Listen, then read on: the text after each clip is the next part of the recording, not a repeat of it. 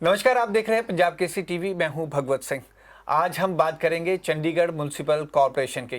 Chandigarh municipal corporation की अगर बात करें तो फाइनेंशियल क्रंच चल रहा है और लगातार वर्कर्स एक शिकायत कर रहे हैं कि उनको सैलरी वेतन समय पर नहीं मिल पा रहा है और इसके साथ ही जो आउटसोर्स कर्मी हैं उनको निकाला जा रहा है। पहले फायर विंग से 90 कर्मचारियों को निकाला गया। अब ऐसी चर्चा है कि इंजीनियरिंग डिपार्टमेंट से भी 600 कर्मचारियों को निकाला जाएगा।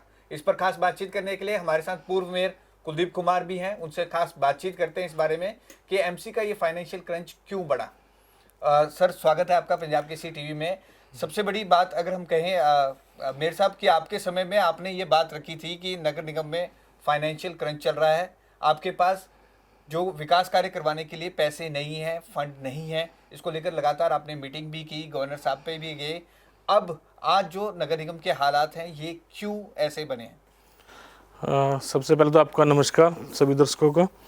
जैसा कि भगवत जी ने पूछा है, जब मैं ऑन द सीट पर था और उस टाइम ये बातें उठती थी कि हमारे फ़ंड की कमी है, तो फ़ंड की कमी कभी भी एक साल में या एक दिन में तो आई नहीं। वो बीजेपी की जो रणनीति थी पुरानी, करीबन 8 साल से वो मेयर की सीट पे काबिज थे, उस कारण वो स्थिति जो है उत्पन्न हुई। और उस स्थिति में क्या हुआ, 500 करोड़ की एफडी भी तुड़वा ली गई, 200 करोड़ का घाटा भी दिखाया गया। जब मैंने काम के लिए बोला कि काम क्यों नहीं हो पा रहे हैं, तो मुझे बताया गया जी हमारे पास फंड ही नहीं है। तो मैंने कहा फंड गया कहाँ फिर? तो फंड इनकी पुरानी नीतियों के कारण पता नहीं कहाँ कहाँ खर्च कर दिया। जैसे एक पार्किंग थी, अंडरग्राउंड पार्किंग बनाई गई जो स्मार्ट पार्किंग के नाम से, उस पर से कोई हमें रेवेन्यू नहीं आ रहा, आज वो भी खंडर हालात में है। वहाँ पर पैसा अनसेसरी गलत खर्च गए, मल्टीपल। बिल्कुल, वहाँ पर कुछ चीज़ें ऐसी थी, बहुत सी नीतियाँ ऐसी थी जो मुझे पता लगा कि उन्होंने गलत से किया गया। और करीबन इस 8 सालों के अंदर ज़रूरत से ज़्यादा स्टाफ भर्ती किया गया, जो कि कहीं ना कहीं ये लगता था कि आए दिन भाई भतीजावाद को अपना बढ़ावा देने के लिए गांव से बुला बुला के जो यहाँ पर लोग भर्ती किए गए अननेसेसरी, उस कारण कहीं ना कहीं एमसी के ऊपर बहुत ज़्यादा बोझ पड़ा। और जो ये बोझ पड़ा उसके लिए भी मैंने गवर्नर साहब से रिक्वेस्ट की थी कि एमसी में जो एम्प्लॉयज रखे गए हैं उनकी समीक्षा होनी चाहिए। कुछ लोग तो ऐसे हैं जो घोस्ट हैं, जो आज तक ड्यूटी पे आए नहीं और कहीं ना कहीं वो अपना कोई और काम कर रहे हैं और जो है एमसी से तनख्वाह ले रहे हैं। और कुछ लोग रिटायर होने के बावजूद रखे गए हैं वहाँ पर। तो कहीं ना कहीं वित्तीय स्थिति तो इसलिए ख़राब हुई है। और आज तो किसी न किसी तरीके से बीजेपी ने टिकटम लड़ा के अपना मेयर तो बना लिया, परंतु वो कहते थे हमारा मेयर बन गया जी, हमारे पास 92 करोड़ उसी टाइम आ गया है। कौन सा 92 करोड़ है? आज लोगों की, हमारे जो एम्प्लॉयज़ हैं उनकी सैलरी देने तक के लिए पैसे नहीं है। वो पैसा कह रहे हैं जी हम कभी गवर्नर साहब के पास जा रहे हैं, कभी हम होम मिनिस्टर साहब के पास जा रहे हैं और कहीं ना कहीं भाग दौड़ करके अपनी फ़ोटो सेशन पूरा करा रहे हैं। भाई मैं भाग दौड़ कर रहे हैं, लेकिन पैसा कहाँ है? गवर्नर साहब भी कह रहे थे कि जी मैं 15 तारीख तक आपको कुछ ना कुछ वित्तीय सहायता दूंगा, लेकिन वो भी नहीं हो पाया।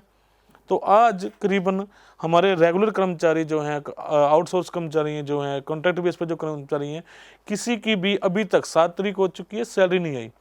और कुछ लोगों की तो 2-2 3 महीने से सैलरी नहीं आई है, जो कि ये बहुत ज़्यादा गलत हो रहा है। मेरे समय में कम से कम सैलरी तो समय पे मिल रही थी। बाकी चलो डेवलपमेंट के काम नहीं हो सके वो अलग बात है, लेकिन सैलरी तो समय पे मिली। और ये तो कहते थे हमारी डबल इंजन की सरकार है। मैं तो कहता हूँ 4 इंजन की सरकार है आपकी। ऑफिसर सारे आपके, गवर्नर सर आपके, मेयर आपका, और यहाँ तक होम मिनिस्टर भी और प्रधानमंत्री भी आपका। फिर आप पैसा लाने में क्यों नाकामयाब हो रहे हैं? कुलदीप जी, जैसे 2024 में ये मामला आपने उठाया था कि घूस एम्प्लॉयज़ की आपने ये बात की, इसको लेकर आपने जांच की भी मांग की थी, विजिलेंस जांच हो। उन एम्प्लॉयज़ को जिनको आप घूस बता रहे हो, जो कभी ड्यूटी पर भी नहीं आए, ऐसे कर्मचारी रखे क्यों हैं? और जो आप बता रहे हैं कि रिटायर के बाद कर्मचारी रखे हैं, रिटायरमेंट के बाद भी, तो ऐसे कर्मचारी क्यों रखे हैं? फिर आर्थिक बोझ तो बढ़ेगा ही बढ़ेगा। बिल्कुल, मैं भी तो यही कह रहा था उस टाइम। मैंने गवर्नर साहब से भी रिक्वेस्ट यही की थी कि ये जो घोस्ट एम्प्लॉयज़ हैं, जो रिटायरमेंट के बाद भी रखे हैं, कुछ डिपार्टमेंट ऐसे थे कि जिनका मुझे लगा कि इनकी ज़रूरत भी नहीं थी और वो बहुत ज़्यादा स्टाफ रखा हुआ था मेरे समय में, कि मैंने उस चीज़ की आवाज़ उठाई। क्योंकि मुझसे पहले ही, मतलब मेरे कार्यकाल से पहले ही बहुत ज़्यादा ऐसे एम्प्लॉयज़ रखे गए थे जिनकी ज़रूरत नहीं थी। अंधाधुंध भर्ती किए गए हैं लोग।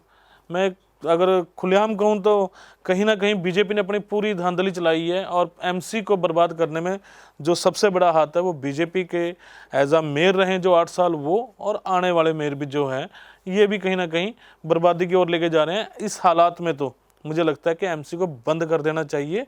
अगर प्रशासन हमें वित्तीय सहायता नहीं दे सकता और बीजेपी के प्रशासनिक सारे अधिकारी बैठने होने के बावजूद, तो एमसी का तो आज मुझे लगता है कि कहीं ना कहीं दिवालिया निकल गए हैं। ये कितने एम्प्लॉयज़ थे? आपने अपनी स्तर पर भी जांच की होगी, ऑफिसर से भी बात की थी उस टाइम पे। ये कितने एम्प्लॉयज़ हैं जो ये रखे गए थे? जो मैंने जांच करवाई थी अपने तरफ से, अपने लेवल पे करीबन 7 से 8 हज़ार के बीच में एम्प्लॉयज़ होना चाहिए एमसी का, लेकिन जो जांच में मुझे आया तो 11,000 प्लस जो एम्प्लॉयज़ थे वो रखे हुए हैं, और जो कि कुछ लोग आ भी नहीं रहे हैं ऑफिस में और उनकी सैलरियां दी जा रही हैं।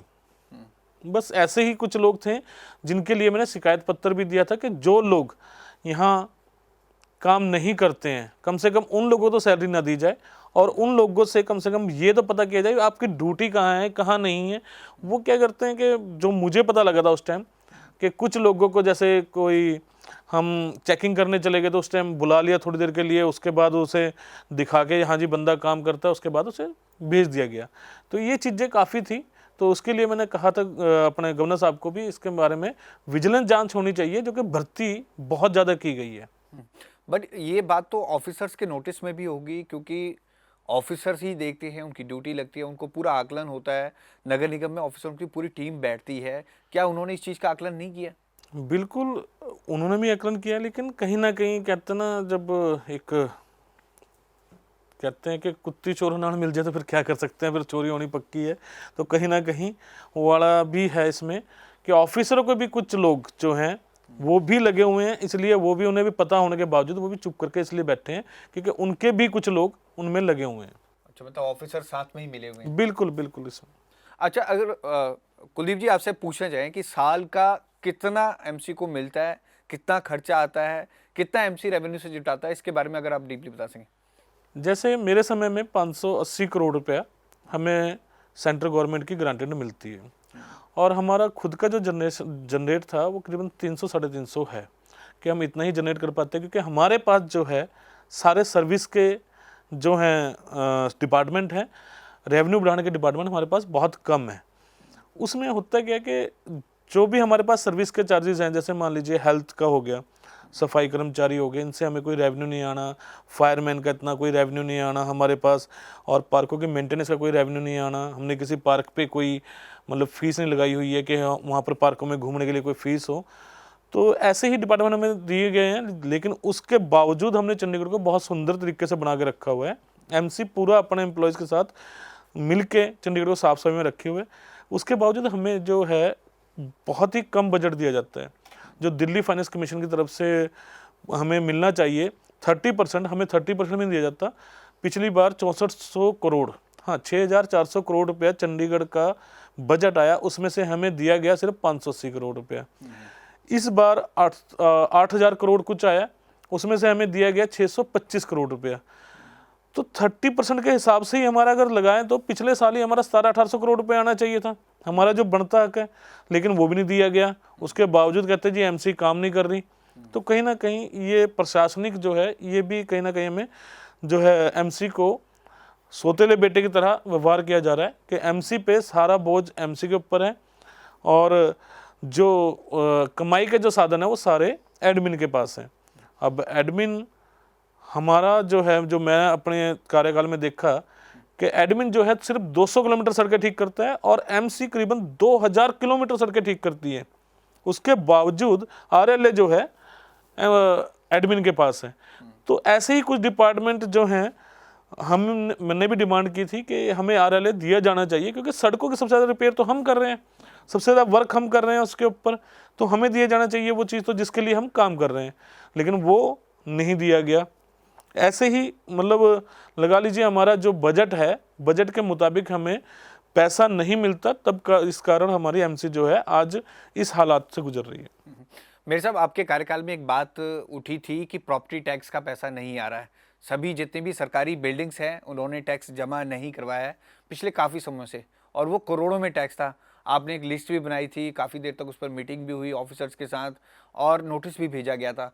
वो प्रॉपर्टी टैक्स आना शुरू हुआ है कि नहीं, वो बस ठंडे बस्ते में चला गया? नहीं, मेरे समय में तो हमने मीटिंग भी की थी और वो लोग देना भी चाह रहे थे। जैसे पंजाब यूनिवर्सिटी हो गया, पीजीआई हो गया, इनसे भी हमारी मीटिंग हुई थी। तो ये देने भी लगे थे, लेकिन अब पता नहीं क्यों मेरे जैसे उतरने के बाद वो ठंडे बस्ते में शायद चला गया है। नहीं तो हमने उस टाइम उन्हें नोटिस भी निकाले हैं। सरकारी बिल्डिंगों पे जितना भी हमारा पानी का और प्रॉपर्टी टैक्स बनता था वो सारा हमें देना चाहिए था, और उस टाइम वो मान भी रहे थे। जैसे ही मेरा पद से उतरा उसके बाद शायद वो ठंडे बस्ते में डाल दिया गया हो। नहीं तो अगर वो भी हमारे पास आ जाए, कम से कम 200-300 करोड़ तो वो भी आ जाएगा हमारे पास। 300 करोड़ का वो अमाउंट था और सरकारी बिल्डिंग ने वो देना था, काफ़ी सालों से वो बकाया है, तो वो ठंडे बस्ते में क्यों डाल दिया? उस पर काम क्यों नहीं हुआ? उस पे तो हमारे जो अभी मौजूदा मेयर हैं वही बता सकते हैं, हरप्रीत कौर बबला जी, कि उन्होंने ठंडे बस्ते में ये क्यों डाल दिया गया, जबकि वो पैसा हमारा बनता है। और उस पर गवर्नर साहब ने भी कहा था, एडवाइजर साहब ने भी कहा था भी इनका पैसा जो बनता है वो देना चाहिए, सरकारी बिल्डिंगों का जो भी हमारा प्रॉपर्टी टैक्स बनता है, और वो एग्री भी कर रहे थे।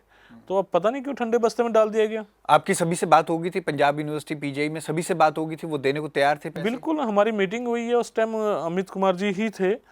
हमने नोटिस भी दिए उन्हें, नोटिस के बाद हमने उनसे बैठ के मीटिंग भी की। उन्होंने कहा जी ठीक है, हम एकदम तो नहीं दे पाएंगे, लेकिन दे देंगे धीरे धीरे करके। कुछ अमाउंट अब दे देते हैं, कुछ अमाउंट बाद में दे देंगे, ऐसे करके हम 2-3 पार्ट्स में आपकी पेमेंट दे देंगे।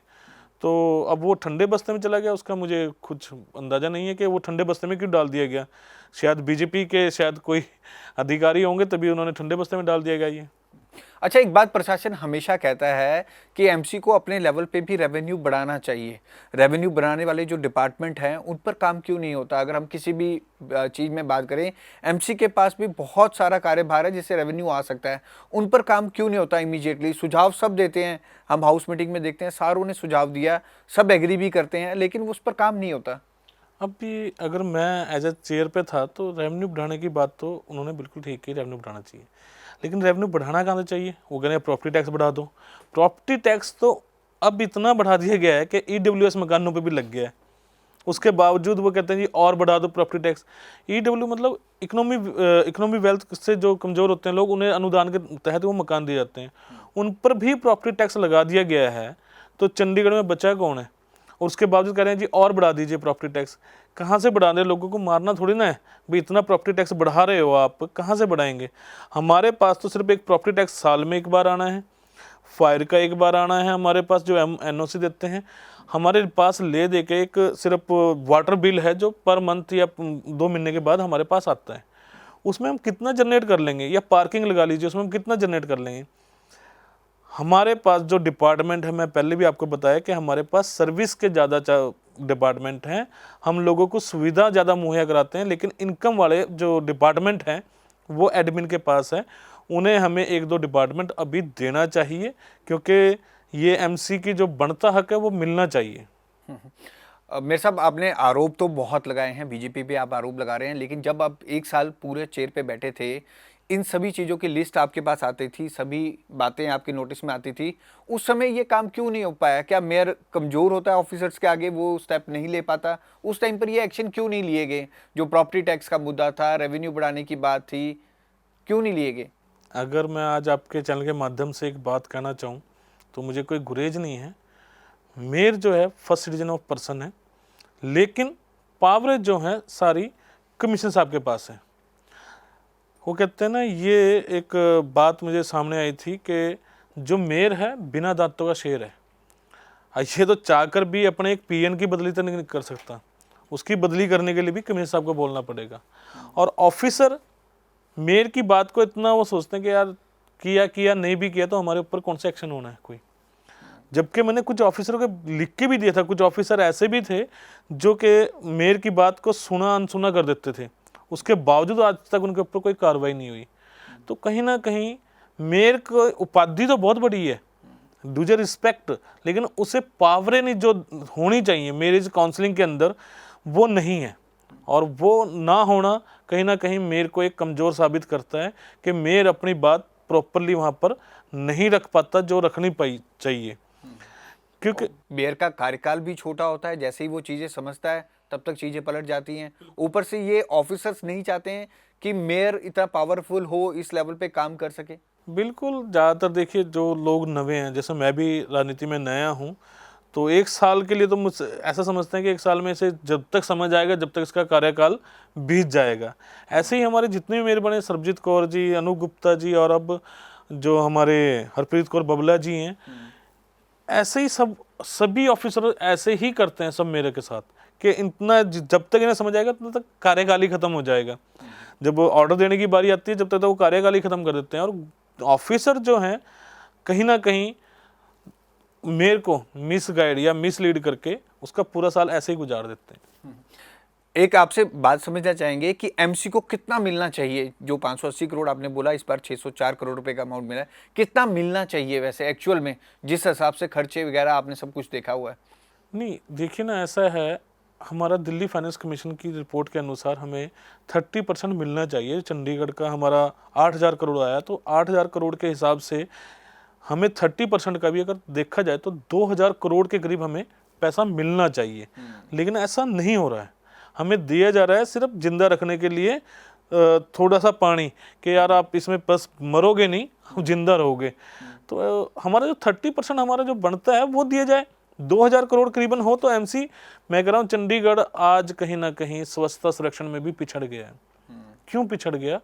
क्योंकि हम अपने प्लांट को भी कहीं ना कहीं अपडेट नहीं कर पाए, जो प्लांट अच्छे लगने चाहिए थे, तो इस कारण हम पिछड़ गए हैं। कहाँ हमारा इंदौर 2015 में 149 नंबर पे था और चंडीगढ़ नंबर 1 था। उस टाइम प्लांट अच्छे चल रहे थे, तो अच्छी कंडीशन में थे, तो हम नंबर 1 भी आ रहे थे। आज हमारे प्लांट जो है बहुत पुराने हो चुके हैं, मशीनें पुरानी हो चुकी हैं, कहीं ना कहीं उन्हें रिप्लेसमेंट की बात चल रही है। तो हमें ऐसे प्लांट चाहिए, आज ज़रूरत है शहर की, हम वो नहीं दे पा रहे। और वो दे यूँ नहीं पा रहे क्योंकि हमें हमारा बढ़ता हक नहीं दिया जा रहा। अगर हमारा बढ़ता हक दिया जाए तो हम अच्छे प्लांट लगाए और चंडीगढ़ को दोबारा से नंबर 1 पूरे इंडिया के अंदर हम नंबर 1 करें, और एशिया के अंदर एक हमारा प्लान सिटी है। इंदौर तो प्लान सिटी भी नहीं है, उसके बावजूद नंबर 1 आ रहा है। तो कहीं ना कहीं उनका जो बजट स्तर है वो अच्छा है, और हमारे यहाँ सिर्फ ले दे के एक असेंबली हमारी यही लगा लीजिए पार्षदों की, जिससे हमें लोगों को जवाबदेही हमारी होती है। तो उसमें भी कहीं ना कहीं हमारे ऑफिसर वो चीज़ नहीं कर पा रहे हैं जो होनी चाहिए, और मिसलीड किया जाता है, ये लगा लीजिए, हर पार्षद को, हर मेयर को और हर जनप्रतिनिधि को, जी नहीं हम ये कर देंगे वो कर देंगे। हर जो ऑफिसर आता है अपना कार्यकाल 3 साल का निकालता है और चला जाता है। भुगतना जो है जनप्रतिनिधि को पड़ता है। जो भी पार्षद जाएंगे दोबारा अपने वार्ड में जाएंगे, अब वार्ड में जाके तो कौन जवाब देगा? तो हम, अगर हमसे जनता पूछेगी जी हमारे यहाँ पर काम नहीं हो रहे, तो हम क्या कहेंगे? पैसा नहीं है। तो जनप्रतिनिधि की जवाबदेही है, लेकिन ऑफिसर उस चीज़ को नहीं समझते। एक कुलदीप जी, लास्ट मेरा सवाल है, प्लांट की आपने बात की, प्लांट से याद आया डंपिंग ग्राउंड की बात। डंपिंग ग्राउंड को आपने डे फर्स्ट से ही कहा था कि इसको मैं अपने कार्यकाल में ख़त्म करूंगा, तो वो कहाँ तक पहुंचा है? क्या डंपिंग ग्राउंड पर जो काम आप करना चाहते थे उतना हुआ, और कहीं पर आप पीछे रहे तो क्यों रहे? और डंपिंग ग्राउंड का एक टेंडर भी काफ़ी विवादों में रहता है कि करोड़ों के करोड़ों रुपए टेंडर पे लगते हैं, लेकिन वो ग्राउंड रियलिटी पे दिखता नहीं। बिल्कुल, जैसे कि मैंने अपने कार्यकाल में मैंने आपको बताया ना कि मैं उसे ख़त्म करना चाहता था। सबसे नज़दीक मेरा घर है वहाँ पर। मेरे फादर साहब की जो डेथ हुई है वो भी अस्थमा के अटैक से हुई है, और मैं भी आज वहीं पर रह रहा हूँ। तो कहीं ना कहीं उस समस्या को सामना मुझे भी करना पड़ रहा है, और मेरे जो जितने भी भाई बहन हैं सारे डड्डू मारे के, उन्हें भी करना पड़ रहा है। मैंने आपको बताया था कि एक तो हमारा बढ़ता बजट नहीं दिया जा रहा, दूसरा मेरा प्रपोजल था ऐसा, गवर्नर साहब से मैंने एक बार डिस्कस भी किया गया था कि जो ये प्लांट हैं ये पब्लिक एरिया से दूर लगाए जाएं, पॉपुलेशन से दूर लगाए जाएं। ये पंजाब से बात की जाए, जब पंजाब हमें अपनी राजधानी मानता है, कि हमें 10, 20 या 50 एकड़ भूमि नहीं दे सकता, वो प्लांट वहाँ लगना चाहिए जो पब्लिक एरिया से दूर हो। और मैंने तो वेस्ट टू एनर्जी की प्लांट की बात की थी कि जिसमें कि पूरा चंडीगढ़ का, ट्राई सिटी का जितना भी कूड़ा होगा वो सारा उसमें जला के उसके बिजली जनरेट की जाएगी, जो कि हमारे इंडस्ट्रियल एरिया में हमारे काम आ सकती है। और उसके लिए एक प्रपोजल भी आया था उस टाइम मेरे समय में, लेकिन कहीं ना कहीं फिर वही ढाक के 3 पाग, और हमें उस टाइम भी फंड नहीं दिया गया, मेरे समय में भी, और आज भी कहीं ना कहीं फंड की कमी के कारण हम अच्छे प्लांट नहीं लगा पा रहे हैं, जो प्लांट आज शहर की ज़रूरत बन चुके हैं। और डंपिंग ग्राउंड तो मैं कहूँगा कि ऑफिसरों के लिए वो डंपिंग ग्राउंड ना होकर सोने की खान है। आए दिन नवा टेंडर निकाल देते हैं और होता वहाँ पर कुछ भी नहीं है। जो जितने भी टेंडर निकालते हैं कोई भी काम वहां पर नहीं होता, क्योंकि आए दिन हम सुनते हैं इतने करोड़ का टेंडर निकल गया, ये निकल गया आपके कार्यकाल में, आपसे पिछले मेयर के कार्यकाल में। तो वहां पे ग्राउंड रियलिटी में प्लांट नहीं लगा हुआ है, उस तरह से काम नहीं हो रहा। नहीं, प्लांट अब देखिए ना, मुझे अनु गुप्ता जी के टाइम में एक प्लांट लगाया गया। वो प्लांट था वेट वेस्ट, मतलब गिल्ले कचरे से खाद बनाने का। वो लगाया भी मैंने इतना विरोध करने के बावजूद कि मेरे घर के पास लगेगा जी, पब्लिक से दूर लगाइए, इतना करीबन 45 एकड़ की भूमि है, कम से कम उस साइड तो लगाएं जहाँ पर पब्लिक ना रहती हो। लेकिन वो बिल्कुल हमारी जड़ में लगाया गया जहाँ पर मेरा घर है। अब होता क्या है कि उसमें 28 दिन तक कूड़े को सड़ाया जाता है। सड़ने के बाद जो उसकी स्मेल होती है वो आसपास फैलती है। उसके बावजूद वो ऑर्गेनिक खाद बनती है नहीं। नेचुरली बात है, 28 दिन तक आप किसी चीज़ को सड़ाओगे तो वो कहीं ना कहीं फिर अपने मूल रूप में आई जाएगी। लेकिन उसकी जो गैसेज जो निकल रही हैं, उसकी जो स्मेल है, उससे प्रभावित कौन हो रहा है? मुझे उस टाइम बताएगा, जिस टाइम मैंने इसके लिए विरोध किया, जी ऐसा कुछ भी नहीं होगा, आपको स्मेल नहीं आएगी, हम गड्ढा खोद के नीचे रखेंगे उसे, आपको बिल्कुल स्मेल नहीं आएगी, उसमें हम चिमनी लगा के ऊपर हम उसे निकाल देंगे सारी गैसेस। लेकिन रियलिटी में ग्राउंड लेवल पे ऐसा कुछ भी नहीं हुआ। धड़ल्ले से वहाँ पर लाके रोज़ के रोज़ गिल्ला कूड़ा गिरा जाता है। अगर आज आप भी जाके निरीक्षण करेंगे तो वहाँ पर पैर रखने की जगह नहीं और खड़े नहीं हो सकते। तो ये कभी भी डंपिंग ग्राउंड कभी भी साफ नहीं हो पाएगा। आप जितनी भी मुहिम छेड़ लो, अगर टेक्निकली उस पर काम नहीं होगा तो वो तो कभी नहीं साफ होगा। बिल्कुल, मैं ये आपको बताया ना, जब तक ऑफिसर नहीं चाहेंगे डंपिंग ग्राउंड कभी ख़त्म ही नहीं होगा। ऑफिसरों के लिए वो सोने की खान है। और उसमें से होता क्या है कि लोग बस आज ये टेंडर निकाल देते हैं, आज वो टेंडर निकाल दें, कभी जेसीबी का टेंडर, कभी किसी चीज़ का टेंडर। भाई काम तो देखो ग्राउंड लेवल पे जाके हो भी रहा है, नहीं हो रहा है। आपका कूड़ा क्यों आ रहा है, क्यों नहीं आ रहा है? जब वहाँ पर इंदौर घर घर से कूड़ा अलग ले सकता है, हमारी 400 450 गाड़ियाँ घर घर जा रही हैं, तो हमें कूड़ा प्रॉपरली अलग अलग क्यों नहीं मिल पा रहा है? कमियां नहीं ढूंढ रहे हैं, लेकिन आगे से वो कह रहे हैं जी हमारा कूड़ा जो है पब्लिक को अवेयर करेगा कौन? पब्लिक को भी अवेयर करना पड़ेगा भी आप घर घर से कूड़ा दीजिए। जब वो पुरानी सिटी हमारी इंदौर हो, तो हमारी मान लीजिए बहुत पुरानी सिटी है, वो कर सकते हैं तो हम चंडीगढ़ में क्यों नहीं कर सकते उस चीज़ को? तो ये थे पूर्व मेयर कुलदीप कुमार हमारे साथ। इन्होंने हर मुद्दे पे अपनी राय रखी है। मेयर का इनका कार्यकाल था 1 साल का। जो नगर निगम के हालात इन दिनों बने हैं उसको लेकर भी हमने इनसे बात की। सब चीज़ों में इन्होंने सुझाव भी दिए हैं, अपनी बात भी रखी है। और आगे भी हम इस काउंटडाउन को आगे बढ़ाएंगे और गेस्ट लेके आएंगे और इस पूरे मामले पे बातचीत जारी रखेंगे। तब तक दर्शकों को नमस्कार।